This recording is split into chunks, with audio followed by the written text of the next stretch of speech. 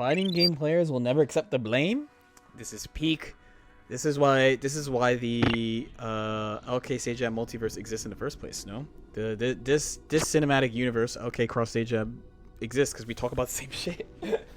That should tell you something. Accepting responsibility, bro. I know it's fun to be like, oh, this player crashed out, but LK crashed out over this character. I'm like, fine, that was one day, but most days I'm just like, you know what, man?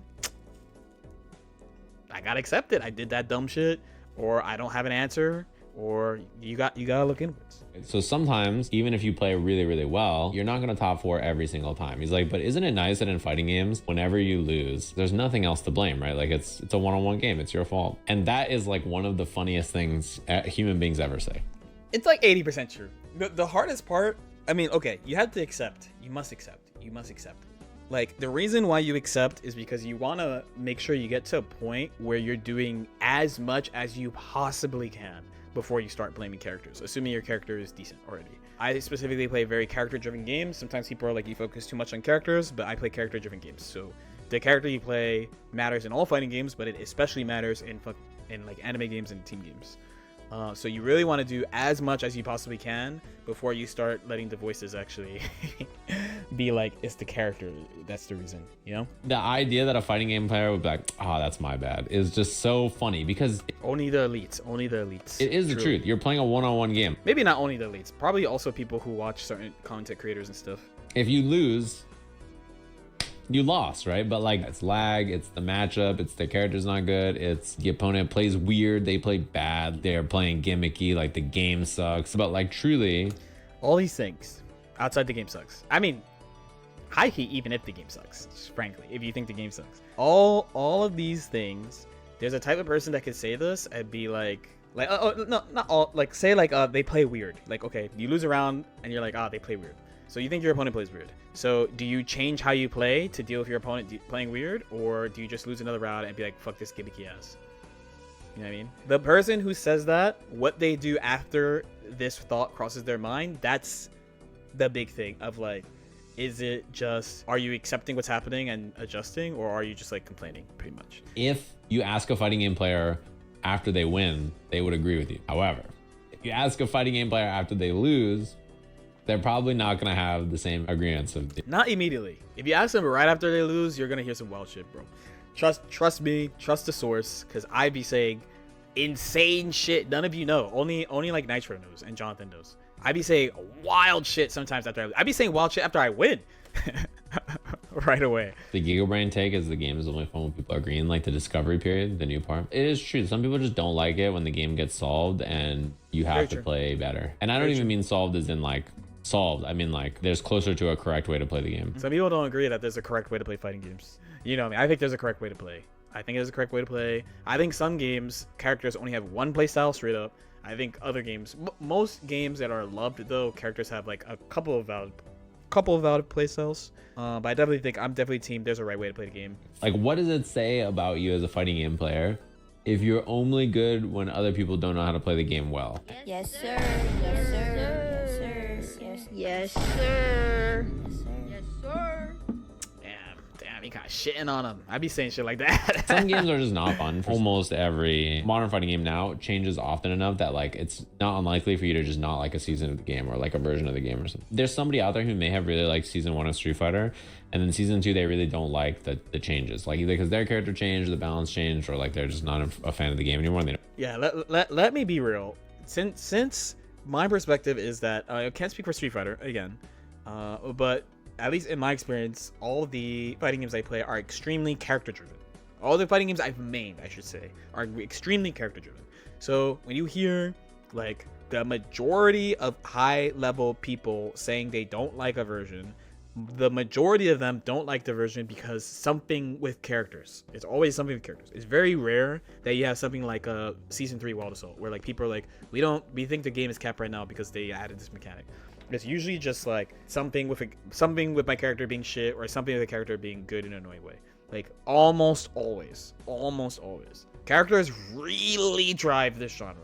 Really drive this genre is why this genre can grow. I know some people don't like this take, but embrace outside IPs that people who don't play fighting games like, because that's how they get people in the genre. They're like, you can now fight with your waifu, with your husbando, with your Vemper, whatever the fuck you want, right? If they think like raw dry rush is too good or button in a dry rush is too good, like they'll make a change. But maybe they don't think it, you know. If they make a change and then it's cool. If they make a It's kind of weird to think that Street Fighter's already in season 3.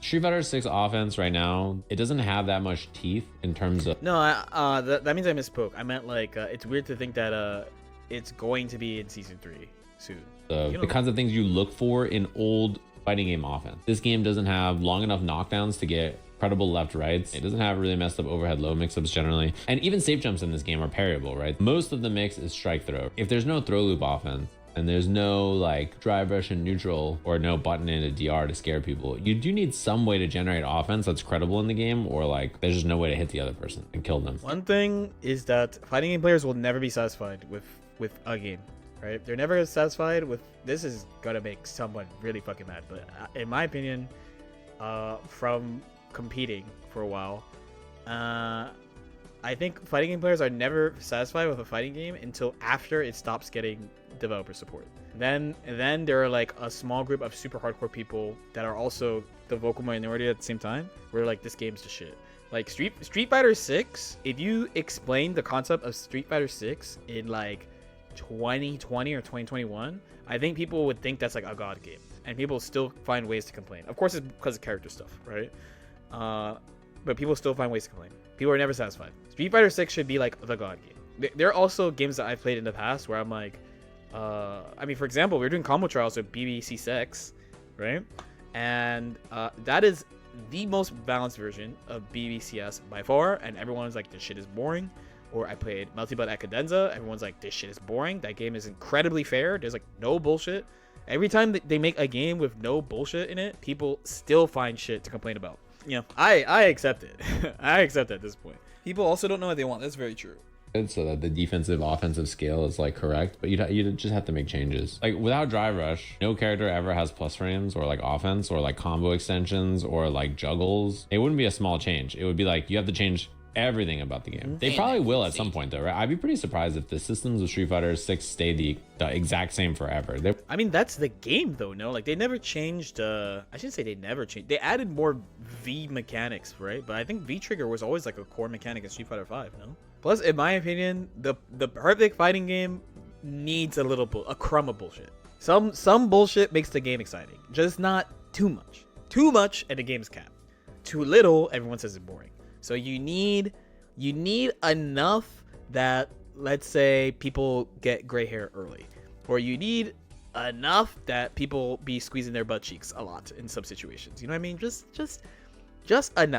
enough to generate a good amount of Twitter engagement about your game when you're not putting out content. This came up with TFT as an example. TFT players think that like the game doesn't change often enough sometimes. They're like, dude, we're stuck playing this meta for like 6 more days or something. Like this patch is so boring. Whereas I feel like a lot of the people I know who play TFT casually are like, oh, it changes too much. Like there's a new set and all new units. And I don't know any of the units or builds or anything. There's a patch every 2 weeks and like everything's different. I don't know. It's good now. There's just such a different type of game. A disconnect, I think, from people who are new and people who aren't new as an example. And I think fighting games are probably that way too. Like I've read people say that Street Fighter 6 changes too much for them. The TFT subreddit had a post hit #1 saying that the Riot devs shouldn't get a Christmas break because the patch was 4 weeks long. They released Street Fighter 6 and they said, we're going to have $1 million tournament at the end of the year, Capcom Cup. We are not patching the game until after that. Every time in modern fighting games where they're like, you got to hold this patch for a long time, I think that shit is hype. I didn't keep track of season 1, so I don't know how much the game changed. When that shit happened in Dragon Ball, the game changed a shit ton in a year. A lot in a year. So like I think it's pretty impactful. Since this is my main point of reference, I didn't follow Street Fighter 6 season 1. I want to say in DBFZ season 2, you probably went through like 3 or 4 groups of like character meta shifts, and like the main consistent thing was that GT is S tier. Like the GT is godlike. I stand by that as a mismanagement of monoclient for gaming.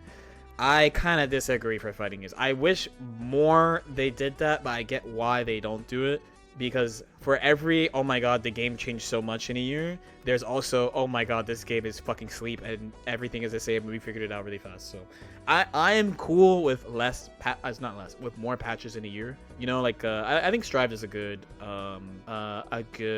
compromise, like a seasonal patch. I think your perspective is just crazy. No, I stand by it. You can't change my mind. I stand by it. I think it's sick. But I think it's fine if they do it multiple times, multiple patches a year. I'm not gonna complain about multiple patches a year. I just think it's sick when they let it cook.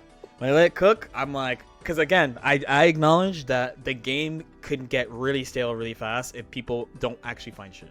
Because there are games where people don't find shit in the year, and it's just like, oh, what happened in month 1 is the game for the year, and that's awesome. AKA not awesome. Sometimes, every time it's a great story of like, oh man, like people figured out this character, or people figured out that character, this character took like a year to figure out. For every that, there's a bunch of nothing changed. Or this character or this other character is literally like they figured them out in like a week or something.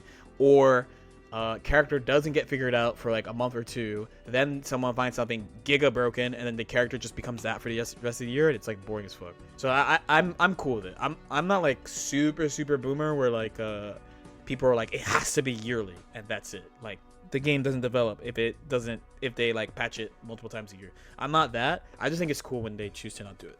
And I wouldn't mind if they don't do it, but I know for the community, the general community, multiple patches per year is the way. Because I mean, you're that way because you're a pro and you're a slow loner.